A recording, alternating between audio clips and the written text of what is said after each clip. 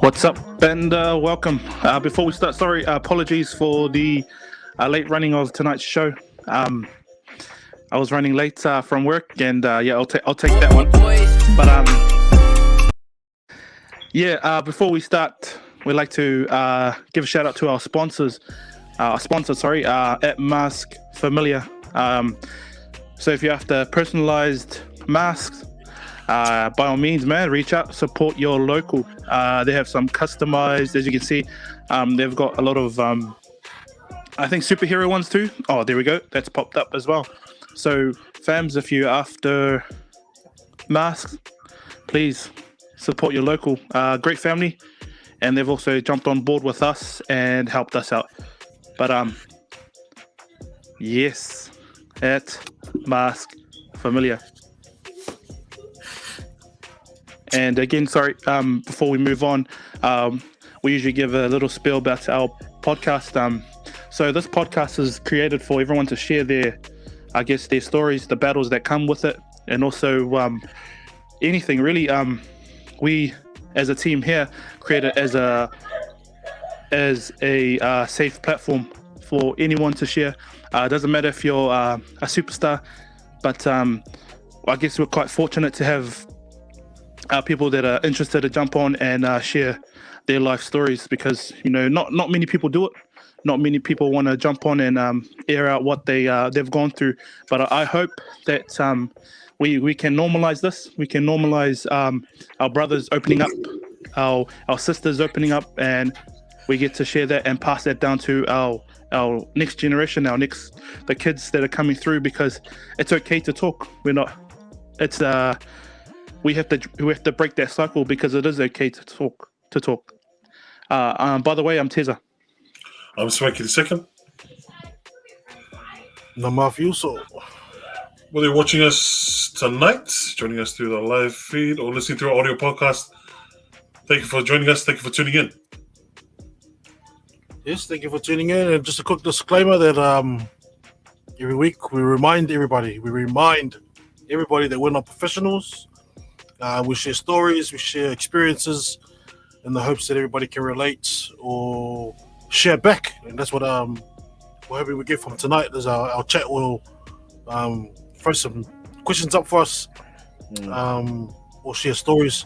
And that's how we will learn off you guys, and you guys will learn off us yes, every week. So yeah, hang around. It's going to be a goodie. Yeah, 100%, man. We're not professionals, and before we do get our guest on, we encourage the chat to come through, and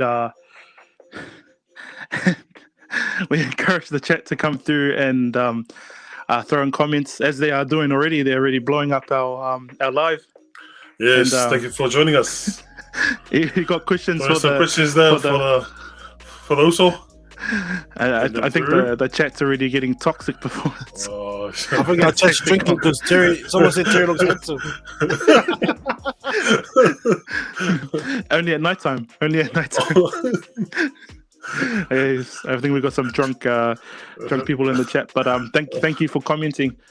Before we go on as well, boys, how we be doing? Apart from myself running late. Hey, better late than never, but nah, all good. I had work this morning. No dramas. Nice. Muffy? Hiding in the back there? I'm good, but you did ask a question, and you did have an issue last night, Tez, that you hit the brothers up with late at night. And I did come across another Uso tonight. who said something similar happened to his child at school or daycare. Mm. So yeah, if you guys wanted to dive into shout that out, later man. on, bro, let's do it later Yep. on. So Yeah, I'll talk about we'll talk about it do later it. on. But Tell before him, we Noah. yeah, hard. Before we move forward, without further ado, we'd like to bring the also on. So he's a great man, great father, businessman, entrepreneur, and also he's experienced a lot in his life. I would like to welcome the brother, the also, the la, the toko, Halene, Ikiua. Everybody, what's up, everybody? Did I get it right? Did I get it right? He got it right. Finally. He's I was been working practicing on it that. all day. Well, it's haunting me, bro, from the beginning. How are you, brother? Nah. Oh, bro, just want to say thank yous and everyone that's tuned in for having me on your guys' podcast. What you're doing is amazing, reaching out to everyone. Yeah, but nervous, but you gotta let the ball go and just carry on with it. Up the guts. Run the street. Hey, it's just the boys. Also, it's just the boys. Yeah, Just a chat, man. Nothing to be nervous about. It's just us. Hard. We're normally the ones that are nervous. But no, thank you for jumping on. Before we move on, and I'm sure everyone in the chat is family, and they're going hard. But a quick introduction about yourself, and well, I don't know how you want to do this. You want to go deep, or we'll see how this goes. Yeah. So my name's Halene Ikiua, owner of Halene and Sons Barbershop, born and raised Mangry.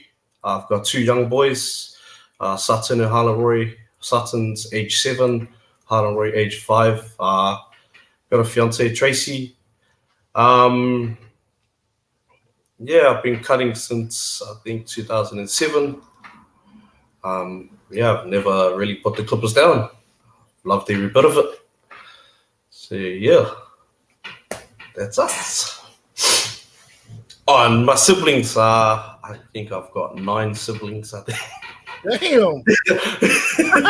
Yeah, I'm sort of in the middle. Yeah, 9, 10, including me, I think. Yeah. And a big family. Nice. Schooling wise, what schools did you come through? So schools, I went to Favana Primary. Intermediate, I was at Beta for Form 1, Form 2, Uruhu Intermediate, and then my high school year, Uruhu College, Grey House baby. Let's go. Yeah, that's like a typical line though, like for Mangry Kid. See, I was like Pretty much. That's G it. Batten and then Ketchley, and then I Yeah. ended up at De La Salle.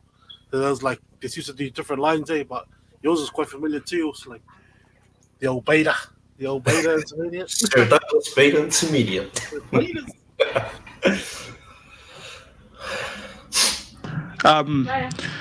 Before you, obviously, we want to tap into how you got into cutting here. Was that always the dream? Did you have something else, or were you the next best rugby player? Oh, rugby was long gone with me. I was a street kid back then. I was all about tagging. The dream was to be like my dad, a builder. But then my older brother come in with a set of clippers, Everton Nanas, started cutting here. That was different growing up. And then I sort of looked at it like, wow, that's cool. That's something different, not your ordinary from your, typical island families, builders, welders, just the whole shebang. As I got older, I started getting into it more, watching him a bit more. And then probably high school, 6th form, 7th form, I picked up the clippers and just doing a couple of haircuts at school. And then finished high school, straight into the barber course, 2009. And then, the rest is history, pretty much. Jammed probably about 4 barbershops, and then decided, let's just take that leap of faith and step out into my own world and create something for my 2 boys. Yeah, and then 4.5 years later, here I am now, where I am. So yeah, grateful for everything that's been before me. Yeah, I remember you were at a shop in Mount Wellington, and I came in maybe a couple times. That's when I had hair, but yeah, what's the? No, I just got hair on my chin. There was a lot of pain, Halene. Can you fade my chin? Fucking hell, the memories. But yeah, I guess you were from my experiences, you're always that person that you could interact with, talk to, and have a good yarn, and at times, long story short, between us, my brother and Halene's first cousins are what do you call it, engaged. So we grew up around each other quite a lot back in the days, but Wait. So you grew up around each other, and you only just learned how to say his name properly now. I'm not gonna say anything. There's a fraud. No. Okay, because I never used to call him the full Halene. It was Halene. So like when we used to catch up, was Halene. Hey, Halene. But yeah. And so when it came to the full name, I was like, yeah. Sorry. But yeah, sorry. just going back to those. When you have people in your chair, interacting with them, have you ever come across I guess people that laid it all out, or how did you approach people that came to you and then said, "Look, man, I'm going through this, I'm going through that," and yeah, how's that process for you? It is daunting. I've been cutting since 2007.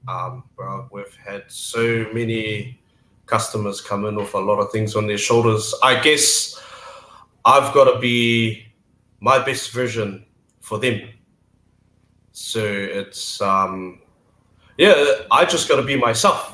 Like, I can see they're coming into the shop with a lot of weight on their shoulders, but you never know what's going to happen. But I can put a simple smile on them by just saying hi.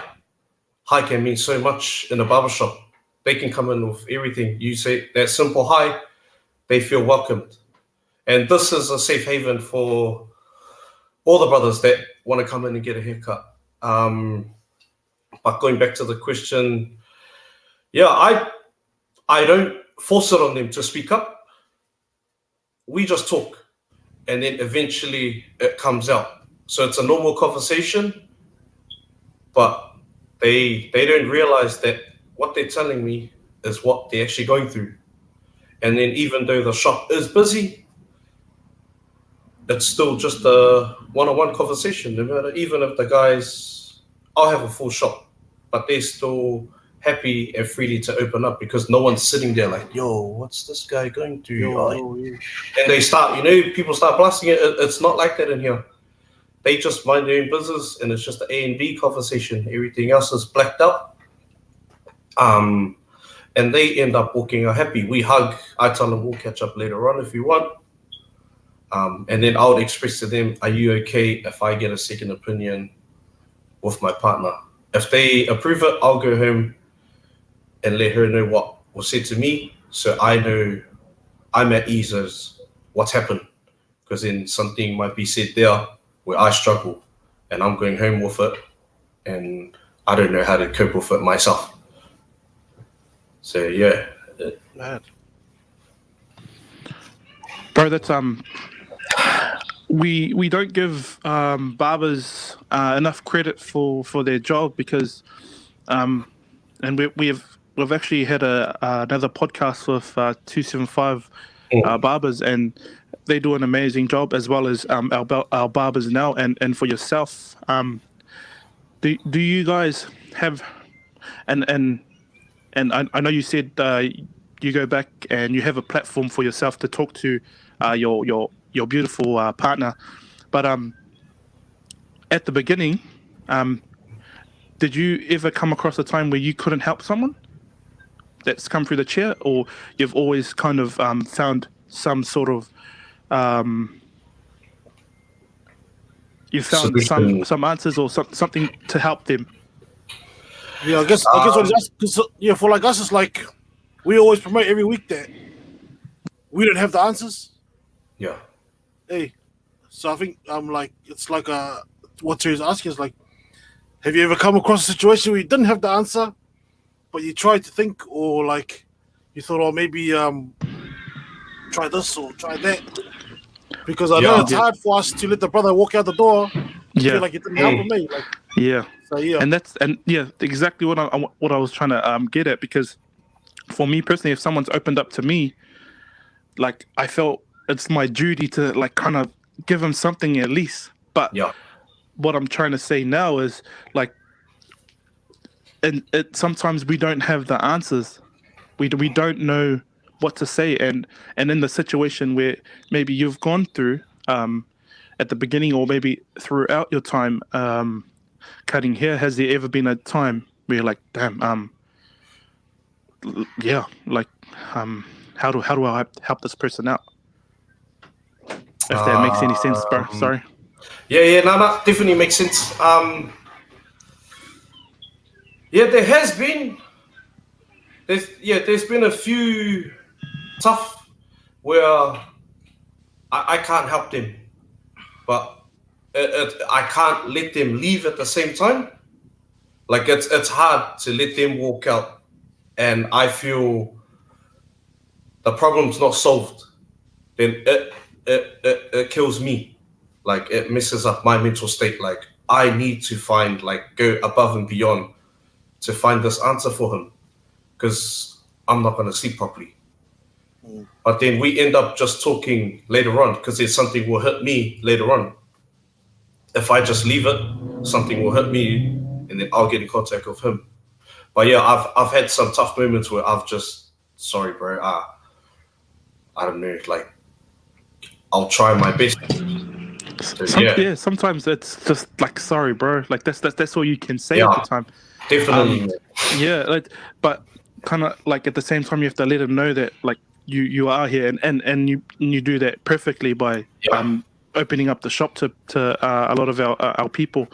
And also what I was trying to say is that at times when we get people on the show or in person, sometimes we don't know how to help people out. But just having that shoulder or that ear for someone to for yourself, that's more important than being that person that knows it all. Like, I know what to say now, or and then it turns into that kind of role as like, this guy's a eat ass, you know.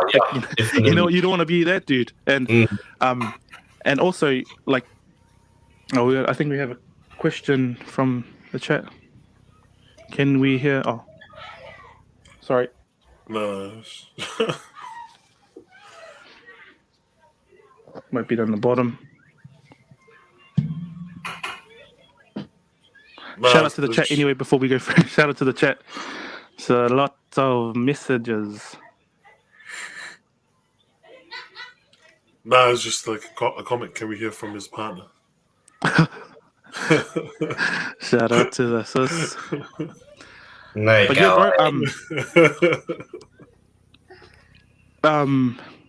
But we'll get right into how you're feeling, bro. How's your mental? How are you feeling these days? Man, my mental state now was a lot better and clearer than when I was 2 years ago. Quite a few people know what happened. I don't really like going into fine details, but without going into details, man. Share up until you till whatever that time the time you have. So my mental state now is a lot clearer than where I was 2 years ago, like prior to where I was. I was incarcerated for 14 months. It was all over the news and stuff. It killed me.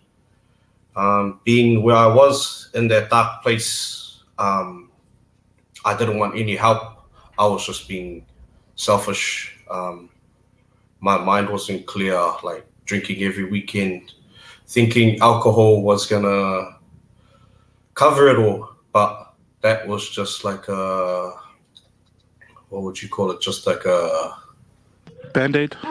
like a band-aid, like a substitute, just to it's there and then it's gone. You wake up the next morning and the whole world's back on your shoulders. But I used that time wisely. That 14 months I was away, it was tough in the room by yourself. But I used it wisely. I got into journal writing. I started reading books. I started training. I started to regather myself. I was in that hype for nothing. Like, I was drinking every weekend, being that guy, like, I'm the man, without being the man. I should have been the man, not a man.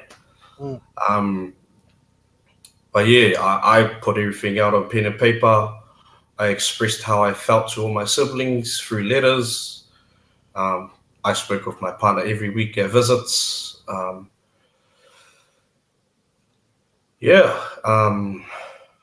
Sorry, guys. Take your time, brother. Yeah. Take your time. A lot was going through my mind being there, but I needed to be the best of myself to come out on top, to be the greater man I am without the hype in being the man. So I just went back to square one, started at my foundation again, and just built myself up to where I am now. I'm just focusing on me, my mental state. Being selfish is okay to be. You can be selfish at times. People think it's not, but it is helpful for yourself. And then looking after yourself is the main one. So I looked after myself, and now I can look after others. But if they don't want the help, I'm not going to interfere. I'm just going to be the guy who stands on the side and just waits for their help. I don't want to be the guy that, like what Terry said, bro, I'm the man. I got everything. I got all the answers you need. Come see me. You don't have to be that guy. That's what I learned, because I was always that guy that wanted to be the limelight. But I'm out of the limelight. I'm just focused on me. My real family and friends are all still supporting me till now, and I appreciate and love all of them. Like, words and me being present is not enough to what they showed me while I was away. So I give it up to everyone. Yeah. That's good to hear. Also, it's like, would you say going on your holiday has changed your whole look on, people who are actually real? I mean, I say this because I've seen it. I worked in the prison system. I was in all my prisoners the whole time I worked there were high security prisoners. They weren't, the easy guys. These were difficult fellas. And we had like 22-hour lockdowns, 2-hour unlocks. So the mental state, when you talk mental state, there's nothing worse than being locked up and only being out of this little room for 2 hours a day and then going back in for another 22 hours. So, it's like, my question is, do you feel like we have to hit that rock bottom? Like, do we have to go to jail basically to, for some people to actually open their eyes to what's in front of them and what's been in front of them this whole time? Or did you think maybe, hard lessons learned later on without going inside would have opened your eyes to this type of stuff? Or was it just maturity? What's your opinion on that? I think people have to experience hitting rock bottom. You don't really have to go to jail to hit rock bottom. You can just get lost in that hype until you actually get told the truth from your siblings or your close loved ones that you're losing yourself. I got told that like every week I was drinking, bro, you're losing yourself. I was, no, I'm not. And it's like putting on a mask and just deflecting everything. Like, bro, get out of here, bro. I'm all good. But yeah, I think people do have to hit rock bottom to realize what's actually in front of them, not looking on that outer world. Just stick in that box you've got and then work on that one from there. So yeah. I appreciate that, man. It's true words from an amazing person to share it, because it's actually true. You've gone in and you've explained to us how you dealt with your time inside, and personally, you know, your family around you is a great platform. What I'm gonna say is what I'm trying to say now is before you're spending your time inside, how much of it changed you to know that you were going out drinking before you went inside, drinking, spending time with friends and family, and then you got that time to go inside and then reflect. Did it make things clearer for you? Did you see did you make your group a bit smaller, or how did that time inside and outside make it clearer for you? Sorry, if that makes sense. Yeah, no, it makes sense. It definitely like helped a lot. I thought my circle was, or square, whatever shape, was out until I actually went in. That's when all the true ones come in.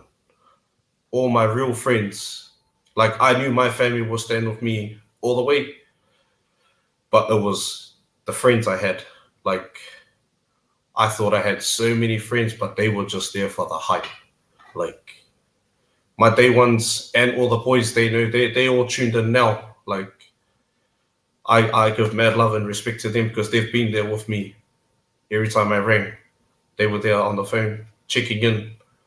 But coming home, I definitely shut a lot of people out, like big time. There's a lot of people that I just say hi to them now. Like, I want to express to them how I feel, but there's no point because I know they're just going to come at me. Like, I just leave it at that. Yeah, I'll still be their friend. I'll still talk to them, but just not in that way where I can let them into my space. My space is my space with my real ones that I love, truly. Yeah, I guess so. Like, it sounds like we're kind of being repetitive, but I think what we're trying to say is like, we're trying to show is that, you know, it's all about the before. Hey, like, we want someone out there to watch this and not think, oh, these guys are asking the same questions to Halene. But the reality is, like, if you're listening, we need you to learn from, you know, who's real, who's not, who's actually your mate, who you need around you, because these are the main things, eh? And just because Halene went through that, then he learned then, but he's sitting here now telling us, if I knew, like, these are the real source or the real boys that I needed around me at the time or all the time, bro, I wasted so much time on like people that they weren't even down for me, eh? Like, all those other times. So I guess what we're trying to get is, like, you know, like, your circles are really important things in regards to your whole life, including mental health, because the main thing is your mental. But, you know, don't let it get to the point where these guys have to actually show before you can actually believe that they are who they are. Yeah. It's all about the realness, I think it is, eh? Just being straight up. And the whole, it's hard to, like, because I mean, you're just gonna get into trouble or do the wrong things when you keep the wrong people around you. And and it's one of those things to like be woke, and no way, like fuck, they I didn't need that kind around, or those cats weren't any good for me at the time, but I felt like they were all good, eh? But you know, it's true that it's a learning curve, but I always say like if you could prevent something from happening, why not? Hey, like there's always Don't that way. sit back on it. Yeah. It's but the I guess the reality is that our people don't want to listen to people that have gone through it because they think, they know better, and that's just the way we act. That's the way us as Islanders, you know. Yeah. And I can testify to that because as a kid, you know, parents are telling me not to do that, but you know, as a kid growing up until teenage years, into adulthood, and they still like say, look, man, you shouldn't be doing that. And it's not until I look back now, some of the things are right, but then some of the things I was doing was wrong, you know. But it's not until you experience it, and this is what you're doing. And I hope people that are in the chat and listening in our future podcast, listen and hear the brother out, because he's talking from within, and not many people want to do that. So, you know, shout out to the brother here for jumping on and sharing his story. I'm just gonna tap into your time inside, bro. Apart from you, apart from your you writing journals and thing, were you on lockdown when you made your time inside? Were you on lockdown, or what? How was your time inside? 24 lockdown. How did that all work? So we got unlocked 8:00. We were out on the west wing, Little Perry. So we got unlocked every day 8:00. Lockup was 3:30. So we were in the room 18 hours, I think, is it? You know, 16, I think. Yeah, so 3:30 in the afternoon till 8 in the morning was our lockdowns. Oh, that seems to have unlocked, eh? Yeah. Unless something happened on the outer units, then lockdown until the next morning or whenever it gets solved. So yeah. And that's a lot of mental health time. And your journal was your piece. Like you wanted to. Did you do anything else inside the cells? Like shouldn't have said cells, but inside by yourself. Did you find a new hobby, or was there any other things? I don't know why you're laughing. I don't know what the hobbies talk about.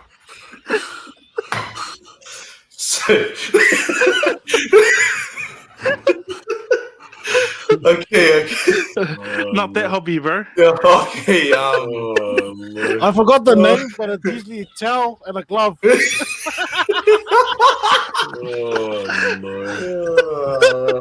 Towel and body wash. Let's get. I had a lot of Nivea cream. Sorry, bro. Mine's coming. It's like, bro, how come we got free for lots of cream? Oh no. The orders come through.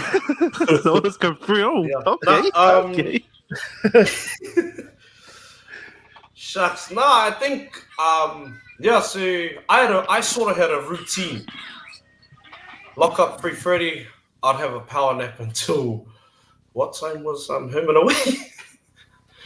5:30. Yeah, I got into a lot of TV time. Like at home, I never watched TV. TV was watching me. I was always on my phone. We never had phones in there. But I think a hobby for me was training. I started reading books, and then I forgot there was this training book I had. I tried to take it home, but I got taken out. It was just like mental state, like different things you can do. And I found training was something that kept my mental state clear. Like if I just exercised and focused on me, it'll make me a better person tomorrow. I wasn't thinking far ahead. I was just taking the day as it come and prepared myself for tomorrow to be a better person than I was yesterday. So yeah, I got into a lot of training, and then because I went in 130 kilos. Shucks. So if you got photos of me 2 years ago, please delete it. And then and then I come home. I try to get to the 100 mark, but the last 2 weeks I just slowed down. But I come home 104. My mindset. They had the jail cheesecake. Eh? Nice. And the noodle parties. I've seen a lot of jailhouse chefs on Facebook lately. And what was your go-to Oh no! for feeds? It would have to be the. Oh, shucks. There's a few. This shit smell good too when I work, man. Shit. So I'll have to say it'll be we call it dry noodles. So we had the meager rings. We'll cook it up, chuck the jam in it. People don't know, but try it. Honestly, put jam in it. Trust me. Thank me later. And then we'll chuck it in the frying pan. We'll just soak it in butter. They called that dry noodles. It's just frying up the noodles. And then if you wanted, you can chuck in a packet of salmon and Bob's your uncle. Amazing. But I don't do that when I'm home. My family think I'm weird. Sorry, bro. I'm going to take you back again to the day that of sentencing, or when you've got your charge, and you're sitting there, and they tell you, they give you they read out what you've been arrested for and your charge. What was going through your mental, bro? What were you thinking of or thinking about?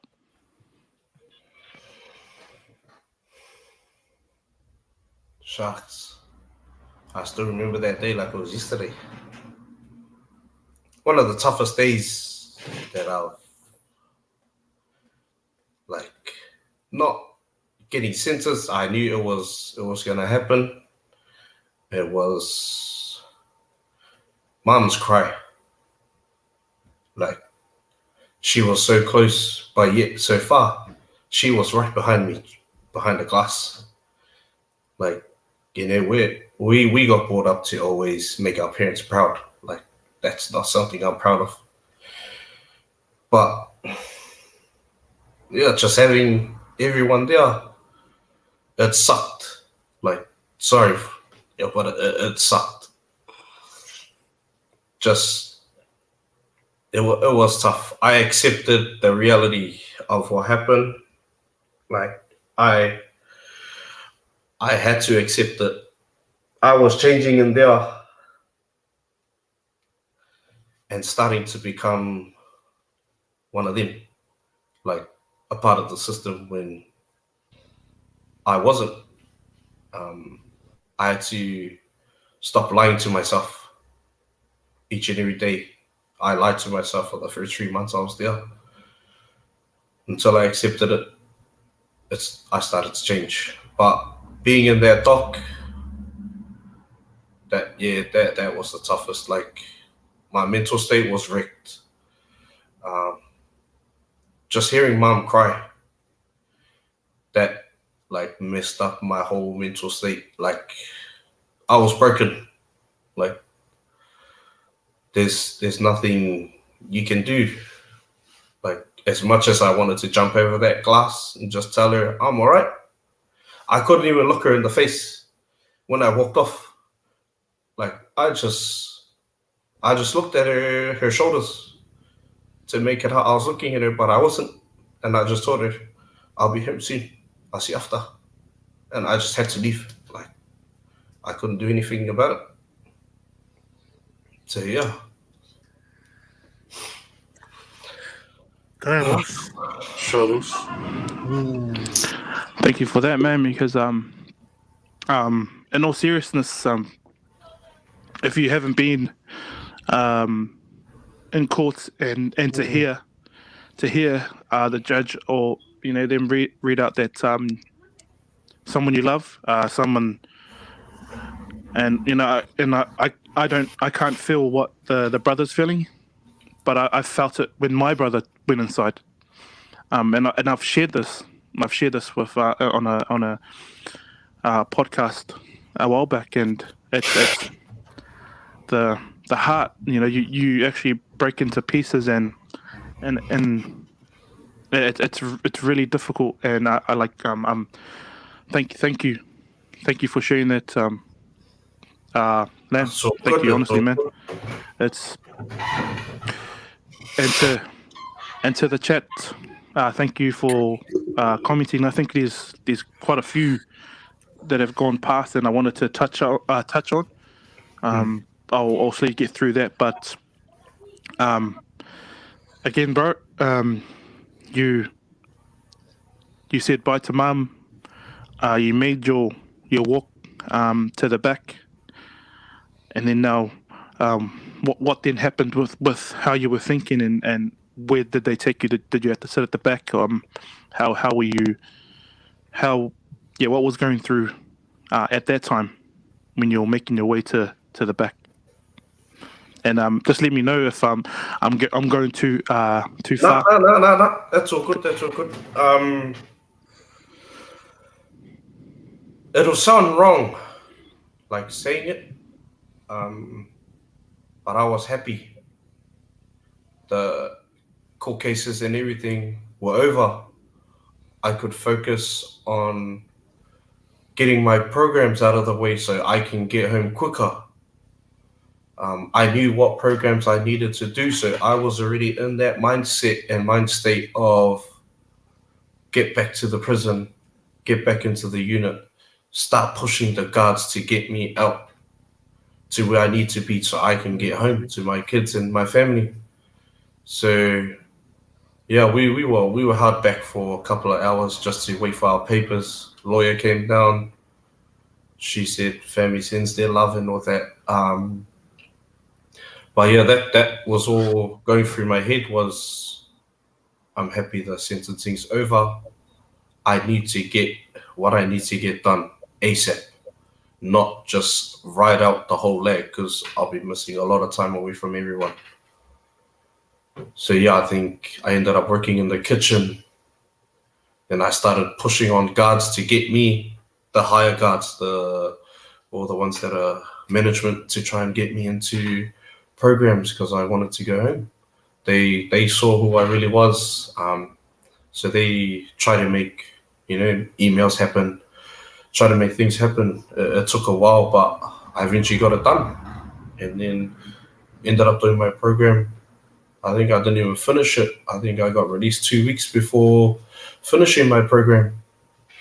But that was a underachievement for me, getting released 2 weeks without finishing my program. So I stepped it up a bit and I started doing extra classes to finish the program so I can be proud that I actually finished the program with a high standard and I can actually stand tall and say I done it. I ended up going back to the prison and some of the guards were a bit like I should go to the psych ward to get checked. No one wants to come back. But I needed that self-achievement in myself to go back and receive that certificate with me standing tall saying I did it. So yeah, sorry if I dragged it on, but yeah. That's me, Nos. No, that's me as well. And that's something that, like you did, that's something that isn't required of you. That was something that you required from yourself. Yeah, definitely. To achieve and to complete. That's me, Nos. That's me. And you're right, bro. Like, we'll turn around and think, what the fuck does this guy want to come back here? So, like, yeah. Nah, that's not normal. That's off to you. That's off to you. Bloody weirdo. It's all about that mental loss. Yeah, definitely. Step forward, not backward. That's how it's done. Yeah, bro. Easily. You done something for yourself, and you because that was a plan inside, so you had to achieve it before coming out. But It's meant to hear like you were keen to get the ball rolling. Yeah. I've met so many people in there who weren't bothered, and therefore I've got heaps of time just to do my programs. I'll just fuck around now. Yeah. So yeah, it's Mum's Crying must have really kicked you up the arseholes to get your ass back home ASAP. Fucking good on you also. Honestly, because like I said, I worked there for 2 years. I met so many people who just didn't give a fuck, and that was the reality, bro. So many people in there, they just loved being in there. It was easy for them. Oh man. Yeah. So, yeah, it's good to hear that. yeah, bro. We Like you couldn't wait told to get you, the ball bro. rolling to get the hell out of there. Yeah. That's what it's about, eh? You had a plan and you stuck with it. Hard. And not many people do that on the outside, let alone you've done it, you've gone through. But thank you for that. Just moving on to your time inside and now then getting released. How was that feeling, bro? How was that feeling when they I don't know how it happens and then they come what usually happens when they tell you, hey, you've got your freedom again? How was it? Yeah. So they unlock you early just to grab all the prison issues off you, the shorts, jumpers, t-shirts, to make sure you didn't go home with the prison issues. But that morning I thought I'd do an undie run. Sorry? Yeah, lucky I didn't get a charge. Yeah, I'm always that happy chap guy. So the whole unit was a bit upset, like the clown of the unit is leaving. So I thought, you know what? I'm gonna wake up the whole unit at 6 o'clock in the morning. I opened up my window, I started hoovering. They unlocked me. I said, guys, I'm doing an undie run. I did a whole lap with my jockeys. All the guards come out, look at me and say, sorry, I need to look for a towel. But that day, I think I got released about 10:30. If Tracy's on, I don't know what time. Yeah, that was an emotional day.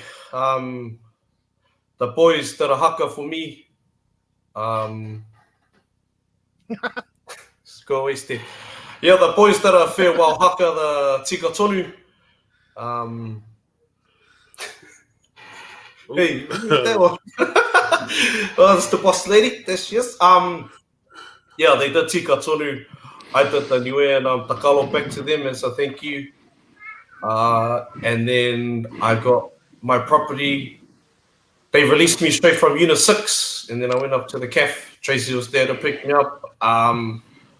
I think the first person I rang was Steph, my older sister, because she's always been my backbone. She's always been there for me, through the good, the bad, and the ugly. Everything, she's been there. They thought I could talk to her openly and freely without being judged. So I rang her. She was being fit at the gym. Sorry, Steph. She's gonna give me a honey. But it wasn't. It didn't hit me like I was free. Tracy, like we were talking, but not talking. If that makes sense. It hit me when I got to the Onehunga Bridge. So it was like a sort of quiet drive all the way until I got to the Onehunga Bridge. That's when I realized, fuck, I'm home. Like, I put my window down, took a deep breath, and then just a couple of tears started coming out, and just said to myself, I'm home. Like, shucks, I'm home. It's unreal. Like, it's just you don't know what to do, what to think, what to say. Everything is just what if. But yeah, that day, checked in with my probie, went for a feed. I went Nando's, so that chicken was better than the chicken that I had in there. But then to have that first drink of fizzy, Oh, bro, tell you, I thought I was that guy on Pouillet that does the robot.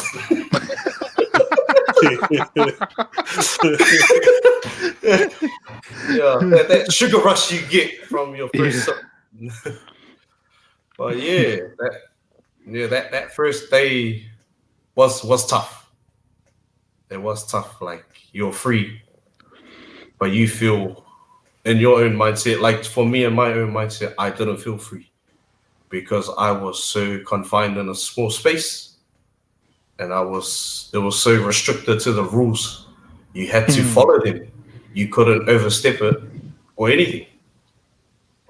But yeah, I went to Manukau to get a SIM card.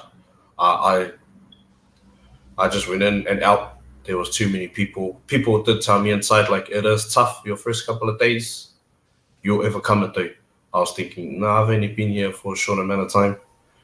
But going to Manukau to get a simple SIM card for me, that was tough. So I just grabbed the SIM card, straight to the car. And I just had to tell Tracy, like, it's too much. We need to go, please. And then when I picked up my kids, yeah. Do you want me to carry on, no? Okay. yeah, bro. Keep going, Carry man. on, Roos. Carry on. It's all about you, brother. Also, like, Shit. No one will ever feel this way unless you've gone or walked in your shoes. So to That's hear it gonna from go. the man himself. Yeah, bro. Yeah. Oh, sorry, Tizza. You can say. Oh, shout out to the sis Tracy. She's in the chat, and then we've got some toxic guys in there. Yeah, those toxic guys going, man. Yeah, so after Manukau, I went and picked up my youngest from daycare. Tracy asked if I could stay in the car, but I said I wanted to actually get him. So she caught it on film. Yeah, I tried my hardest. I tried to talk myself up. Don't break. You'll be all right. Just, you'll be fine. And then, yeah, as soon as I locked eyes on him, I broke. Like, just that father-son bond was back. And just him saying "Dad" and running and jumping. That, it's priceless. And then was gonna go get my older boy, but Tracy was like, just wait for him to come home. Same thing, I was at home too. He walks in the door, like, finish school. As soon as he locks eyes with me and him and lock eyes, that moment he just drops everything and he runs at me. He's a big boy, but yeah, just having them in my arms was priceless. It was something you can't describe. You're just in the moment. And never doing that again and leaving their sides ever again. That's all I can say. Yeah. Nice, man. It's like, it's outside looking in, and it's you can kind of see that picture of yourself and you seeing your kids and the overwhelming feelings that come back to you, and how you've been incarcerated and now you get that time. We also have a question from the chat, but before that, how was it actually seeing mum and dad, and how were you feeling? How were your feelings when you finally got to hug mum and dad? So mum was the first one I saw. After I checked in, I had so much rushing in my head. Like, I wanted to eat everything, but I come home. Stefano, I set up so many plans to have a feed, go out, but end of the day, I was like, I'm home. There's nothing to celebrate. I just want to go home. So I checked it off my Proby, and then the nerves and everything, just driving to mum's, like, shucks, I wouldn't even know how to describe it. Like, scared. Like I had the shakes. And then driving up the driveway, I could see mum through the blinds sitting in the lounge, like already starting to tear up. So, and then just walking in the front door, she's welcoming me at the front door, crying. I'm telling her, Mum, it's okay, I hugged her, I don't want to let her go. I just had to grab her face and told her I'm sorry. I looked her straight down the eyes and I told her, I'm sorry. What's happened's happened, but I'm home. I'm home. I'm not leaving anymore. I'm home. This is me. Okay, I'm sorry, but I'm home. And she was like, yeah, I know you're home. I said, I'm here. We don't have to cry anymore. There's no more tears that need to be shed. We're home. We're all together again. And then, yeah.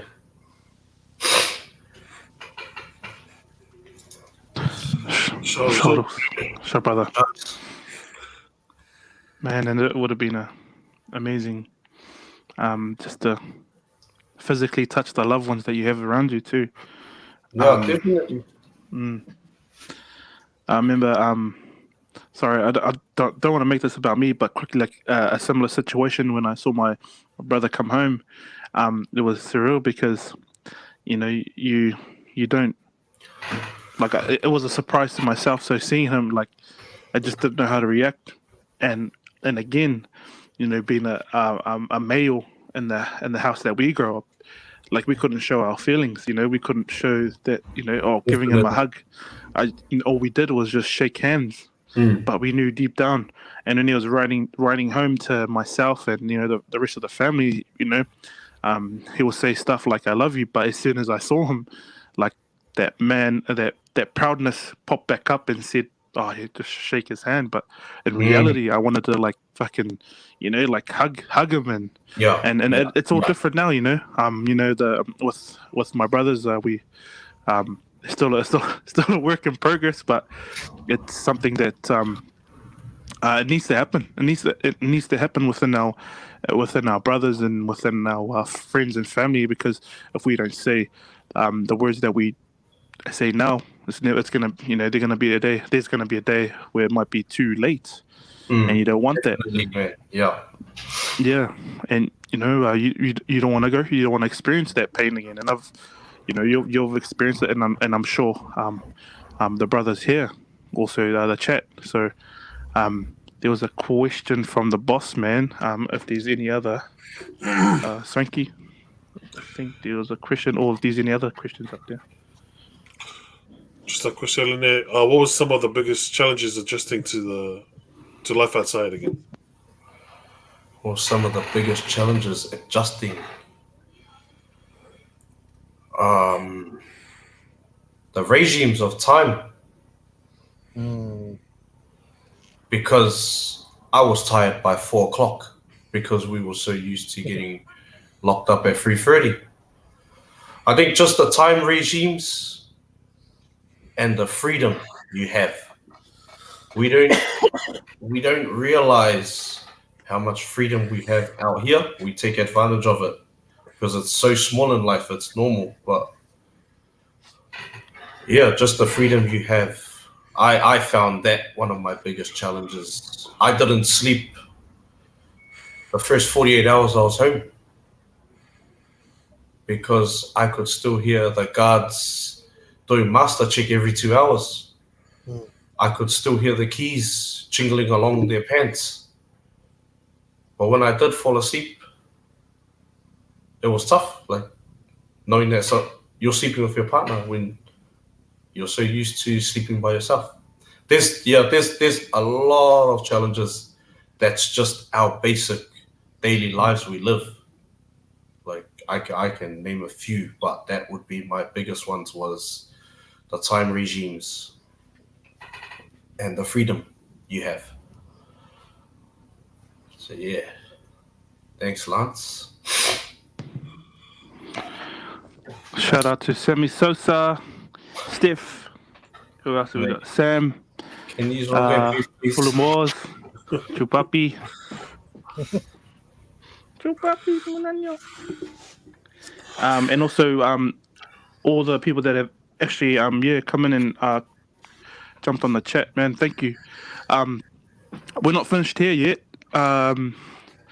Your transition and to the outside world, because you were running your own business at the time. How was that from? How did you get into? Or go back into cutting or running your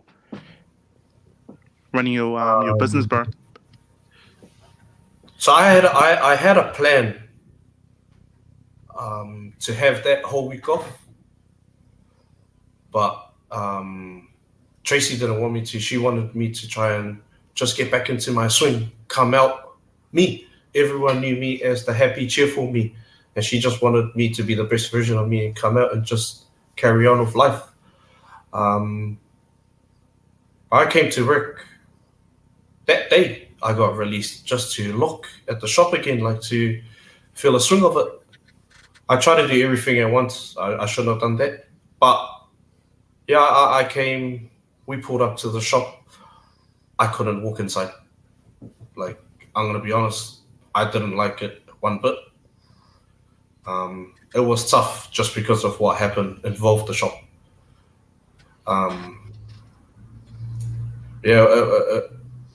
Like I couldn't even get out of the car to actually walk in. I was just like, I can't. Tracy was trying to talk me into it, like it's okay, just take your time. I said, yeah, I'll take my time. So I got out, seen some of the customers. It was good to see them. They welcomed me in with, open arms as always, with love. Then I walked in and just had a real good hard. But yeah, I didn't like it. So I wanted to do a full revamp straight away. But then again, I was thinking, I'm rushing, take my time. And then I think the next day, I did half day just to see how I process into reality.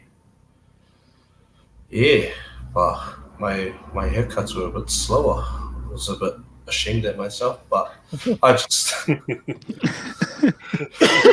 everyone knows I can cut fast, but when I come home, I was a rookie again. So were you the barber in your unit? He must have been everyone in your unit. Yeah, I was the barber in the unit. That was the first question I asked. What clippers do you have? Yeah. Are the blades still on it? Are the wires missing from it? Any oil?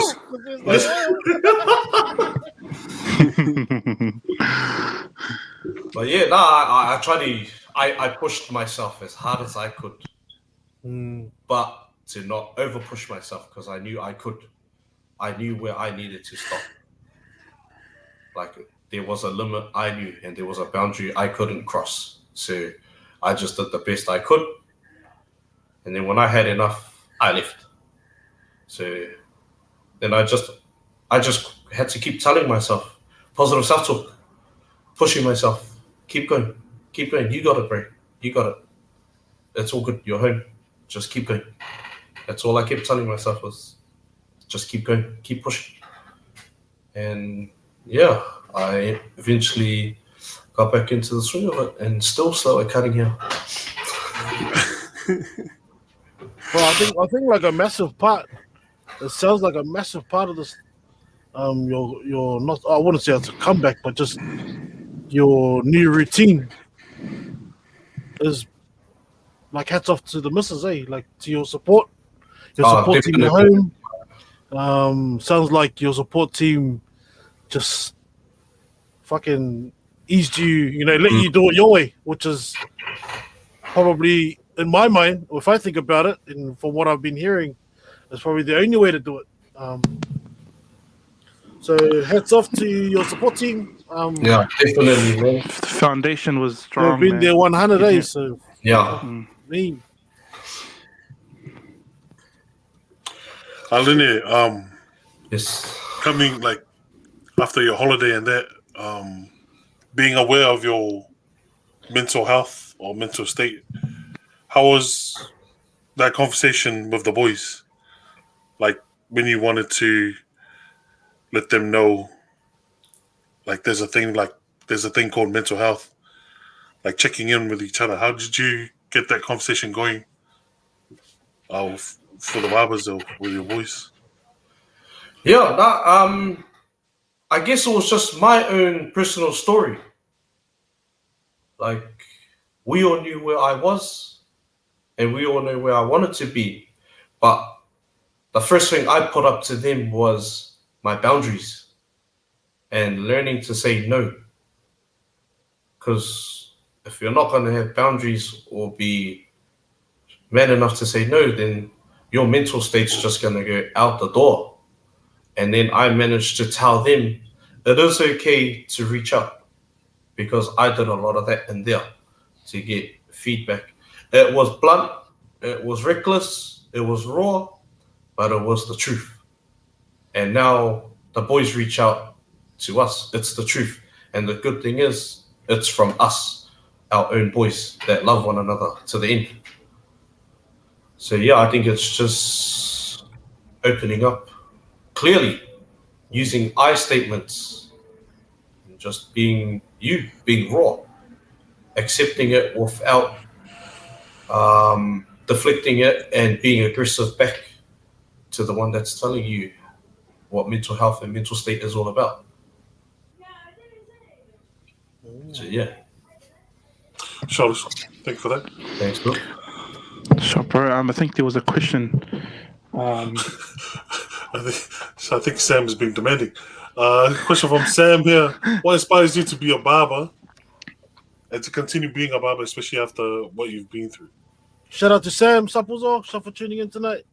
Well, so Sam, publicly love you too, Moso. What inspires you to be a barber and to continue being a barber, especially after what I've been through? What inspired me to be a barber was my brother. Like, you can never be better than your teacher. So I give mad props and respect, even though we clash a lot, to my brother Mitch.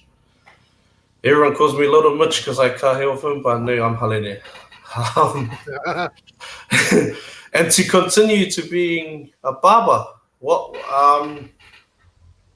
I feel like what Tessa said, we don't get enough notice for what we do, but I'm not that guy. Everyone knows me. I'm not that guy that wants all the notice in the world. Like, hey, notice me. I'm the barber who can help you talk through mental health. Well, why are you going to go and blast that when you just be you? But yeah, I can honestly say I can preach the truth of what I've been through in my lane. And you never know what someone will come across that can say, I've been in that situation, but my situation was different. But we're sort of going parallel with each other. Nice. So, yeah. We've got more Hopefully questions, that- Swanky. There's more coming through because I think the chat's been going handy. Yeah, let's get the You want to chat find from, DJ chat. DJ Come on, Lux guys. I'm Yeah, trying to filter through. trying to We'll get through it, guys. We'll get through it. But as Swanky finds that question, you've made the transition back into work, and how was it spending time with your young ones, your kids, bro? Like, cause you didn't have to think about work, and I know you try to rush everything. Did you have to explain to them what happened, or is it still taking time? How did that go with your son's kids? Yeah, I lied to them the whole time. The whole time I was away. I couldn't tell them I was in jail, but Tracy put it in their head that Dad's going to work for a long time. We'll see him. So when she told me that, I had to go for it, but it wrecked me to lie to my own two kids, but it was going to help them. Until I got my parole date, I had a talk with Tracy on the phone and told her I think it's time to tell the kids. Because they were starting to click on that, Dad, are you in jail? I said, nah, why? Oh, that's the policeman. I said, nah, they're the security just looking after the place. But my youngest, when I was in the Mount Eden, he was like, oh, are you working, Dad? I said, yeah. And you could see the castle, the old rock from the visit room. Oh, are you working? Is Bumblebee here? Because he's a hard-out Transformer fan at the time. So I had to play along with it, like, son, don't tell the security over there. But Bumblebee's hiding in there.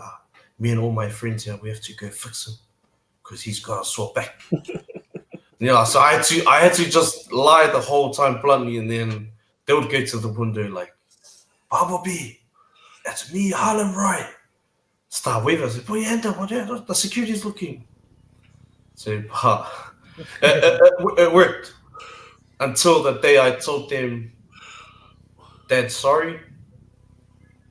Daddy's been a naughty boy and Daddy's been in jail. So they were shocked. Like, I don't want to see their face like that again. Like, their mouths drop. Dad, he been naughty, Dad. I said, yeah. My youngest one, see, I told you don't pick fingers, Dad. So he put a smile on my face because I told him, if you pick fingers, you're going to jail. But now he just does it like whenever he wants. But yeah, so if you pick fingers in front of him, you were going to jail. So he's like, Daddy, I told you. And I was like, yeah, sorry, Daddy was naughty. But yeah, I eventually got it out to them that Dad was in jail. Dad was a naughty boy. Dad learning, but Dad is going to be home soon. That's all I said to them. So, yeah. Nice.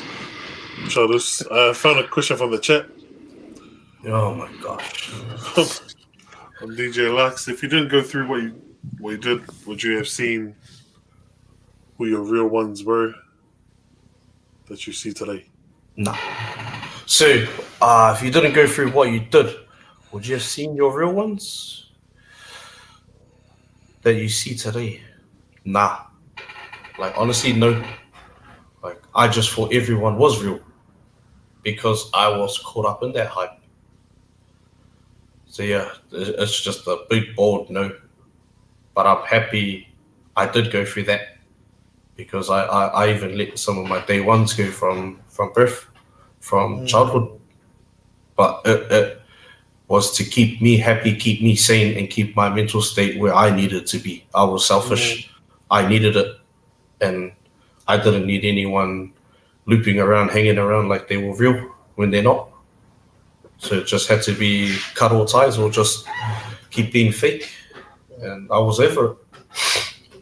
So yeah, thanks Lux. Now go sleep. Shout out to DJ Lux. Bro, it's really good to hear the truth coming from yourself and your story, man. Yeah, like DJ Lux said, show us your takalo. Nah, there's like a noise restriction around the area of the barbershop. After 9, cut. Yeah. Again, another question from I think it's Max Inu. Yeah.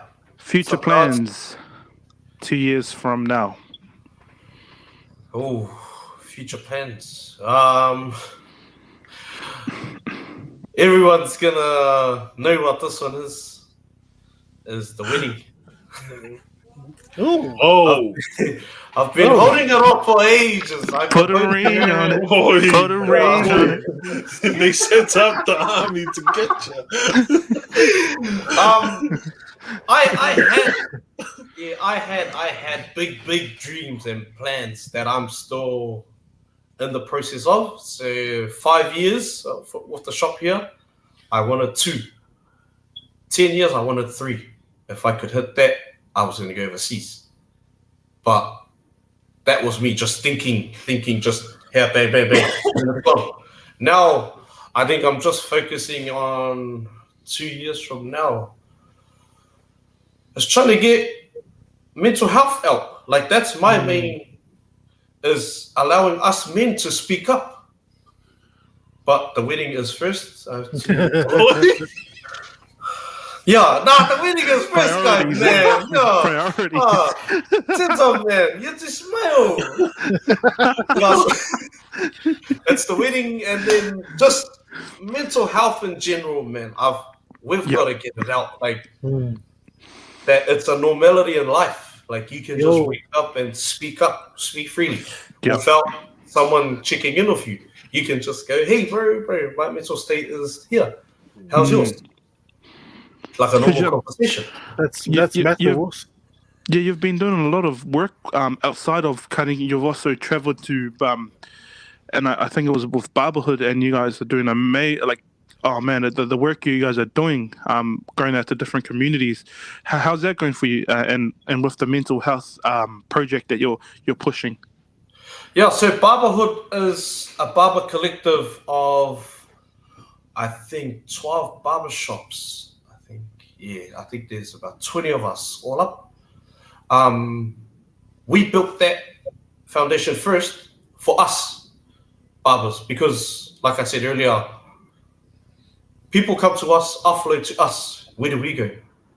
Our mental state's stuck. We can either take it home if we want, or just leave it and let it simmer, but then we don't know how it's going to come out. So we started seeking for help. We managed to get help from providers, and then we got a bigger picture of, at the same time of fixing ourselves, we can also come together as one, big one, and fix our communities with mental health, allowing the youth, our main focus is the youth and the younger barbers, allowing them to know that there is help, our hands here. Don't look elsewhere. Speak to us, we can help you, we can point you in directions if we can. If we can't, we'll try our best to do what we can. Well, we're not going to go over and to chuck it at you. We'll just let it process for you to see it for yourself and knowing we can help them. If that makes sense. Yeah. I think, Yeah, bro. Makes a lot of sense, man. But that's what we need. That's what everyone needs is someone or a place and that's what you guys offer.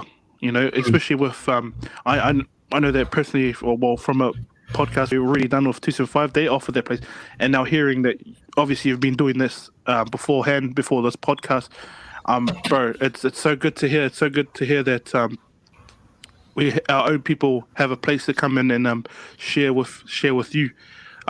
It's not only barbers; it's also a salon. Is that right? Yeah. So I had to gut out my kitchen for my sister Steph to jump on board with us because I was being selfish. I was going to shut the shop down when everything happened, but Tracy said, "You're thinking of yourself again. Stop being selfish." But yeah, Steph's in the back. I wish I still had my couch there to hide. But yeah, so we've got a little hairdressing section. Yeah, I don't know what happens over there, but when ladies walk in, everyone's just hey, Lux. Right? Yeah, we've got a little salon section now for the ladies. Nice. If you need your hair done, Steph's not me, it's Steph. Nice. Nice um, expansion there. yeah. We've Thank you. got one more question. And then This one from Maxine. What's your advice to someone who may be in a situation similar to what you were once in before you went on holiday? What is your advice to someone who may be in a situation similar? Be you. Be raw. Be open. Accept the blood messages. Man, I can go on, man.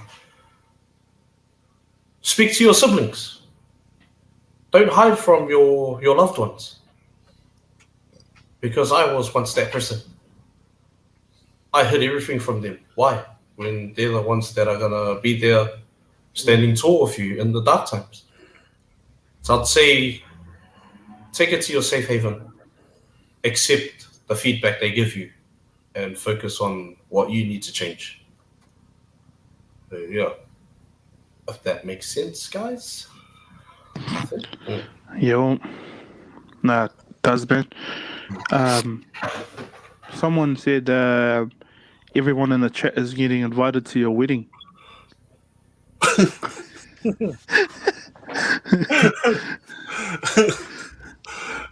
Wait, sorry, I couldn't hear you. Sorry.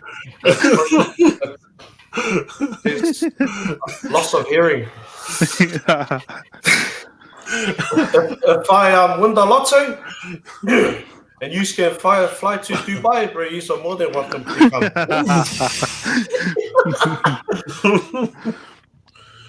Oh. Who's your favorite barber or barbers you look up to? Shucks, that's a tough one.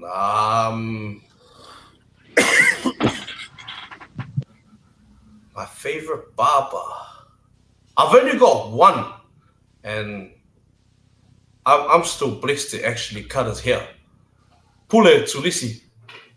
He's one of the OGs of barbers. He's now based in Gold Coast. Yeah, I've always. Oh, my brother too. My brother Mitch. But Pule, the day I met him, was like, wow, I know who you are. I'm just not gonna cut your hair. But yeah. Nah, he's always been inspirational. He knows he isn't, but he is. Yeah, so I look up to him, man. Love to pull it. I knew that question was gonna come. Yeah, nice. Well, guys, we'll come to that time of the show where we share some advices, tips, or just experiences, or something that we've taken away from this podcast.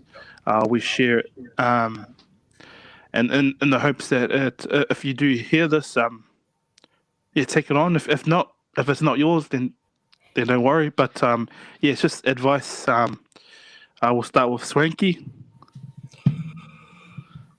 Shadows.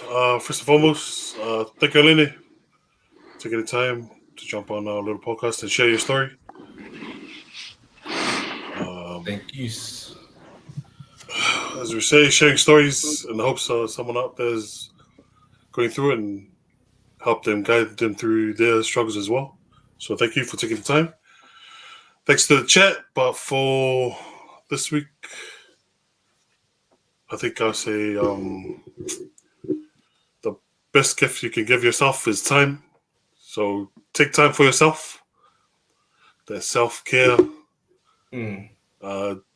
Do what you do to reset for yourself. Whatever it is, take your time for yourself, because you can't help others with what do they say, empty cup. So take the time for yourself, reset, and yeah. Trust Swanky. Very nice. Nice, Swanky. Muffy. Yo, What am I going to leave you guys with tonight? First of all, thank you, Halene. Thank you, La, for jumping on tonight.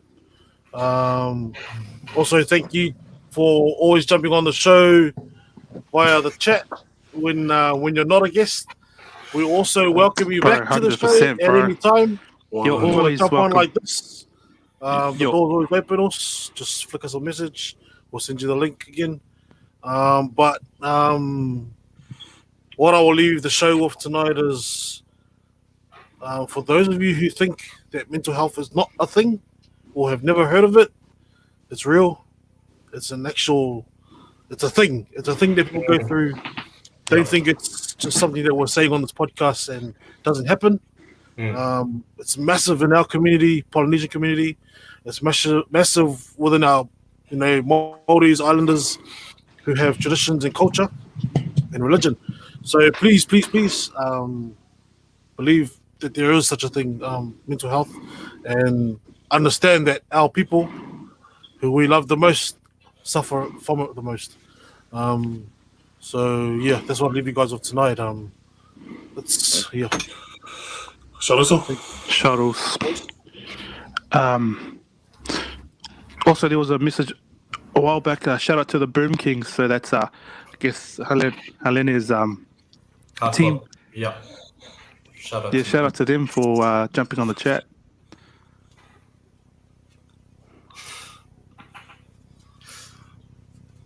Shout out. So heaps of love. Heaps of love in the heaps chat. of levels.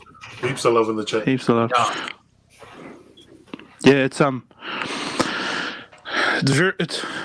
like Muffy said, it's very important to deal with your mental health because there's a couple of ways that could turn out, and you don't want to go down a road where, or maybe you are going down a road that's not looking nice. It's a dark road, and you don't have anyone behind. And all we can say from our point is reach out, please. Reach out. It's not the easiest, and again, we don't come up with all the right answers, but it's so easy for someone to say it, or myself to say it to people out there that are struggling, to reach out, even just a message. But at the same time, we can all do our best. People that are not struggling, just check up on your friends, check up on your family. Before we go, I actually I had a situation myself, and I reached out to the brothers here, and it was long story short, it was to do with my young one being bullied at school, at daycare, and being helpless, knowing that I couldn't do anything when my father-in-law picked up my daughter. But the first reaction when I heard it, when I seen the message, or when my wife told me, was, then I wanted to just drive straight over there and murder that kid. The first thing that comes to your head, you want to beat up that kid. So, what I'm trying to say is that I had to reach out to the brothers here and ask them, be a bit more not professional, but reach out and ask, what should I actually do before like, I flip the script and I don't want anything to come back.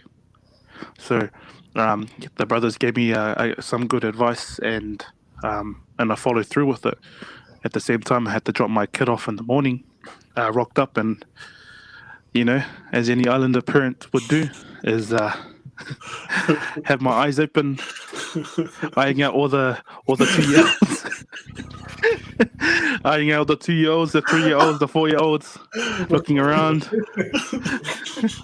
Oh no! Nah, nothing happened. What a tough guy! What a tough dude! But in all seriousness, the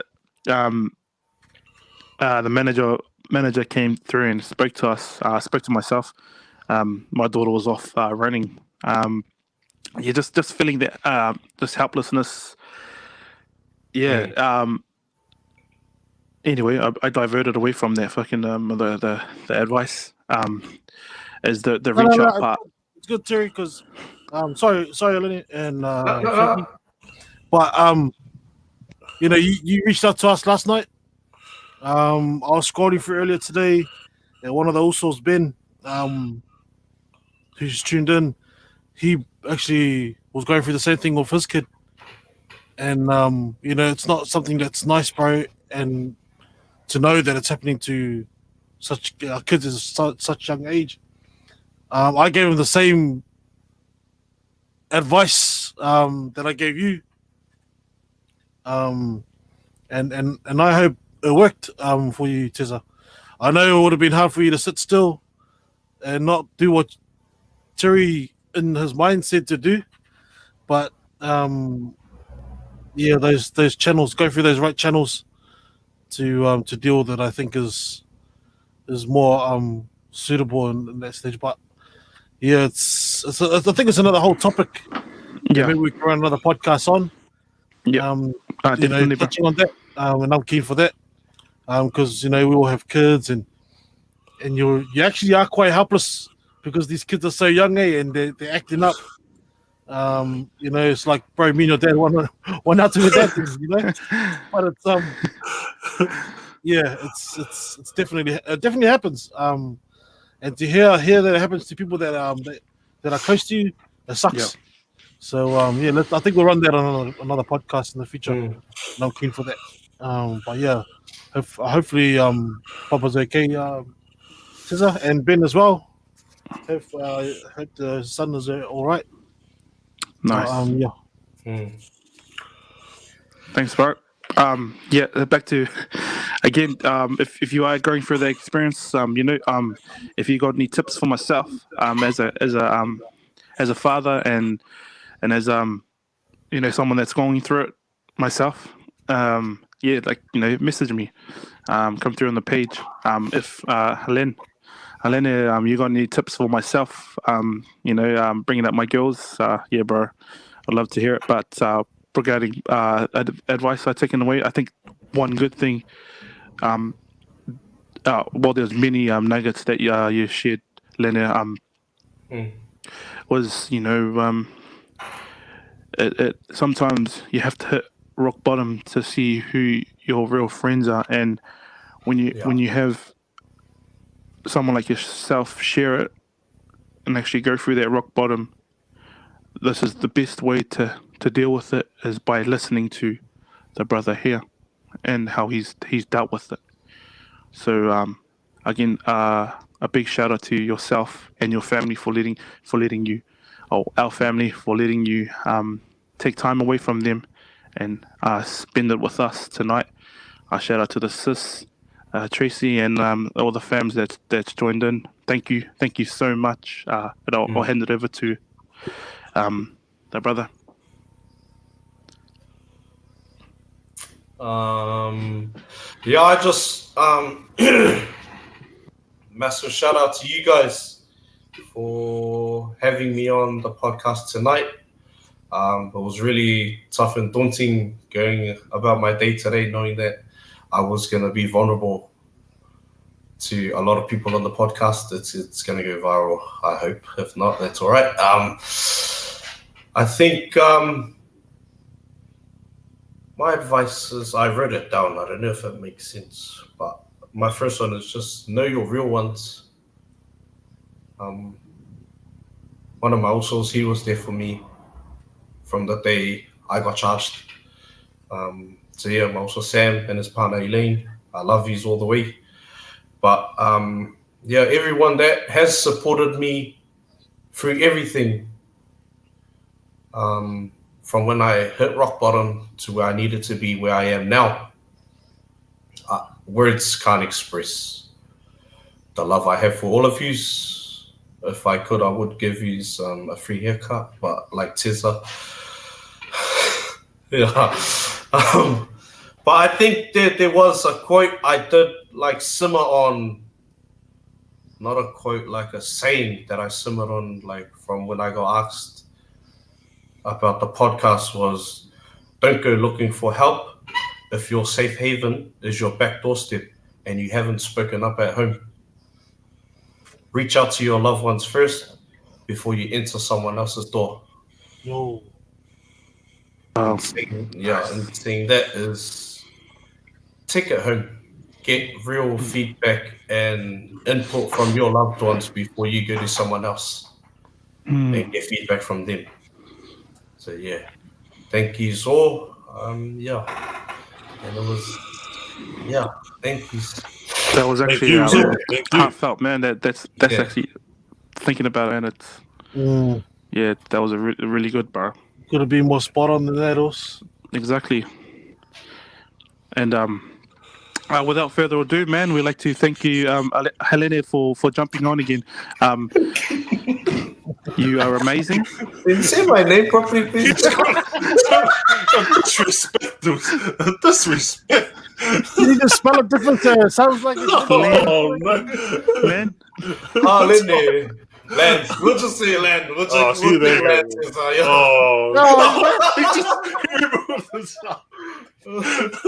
We love you, Tessa.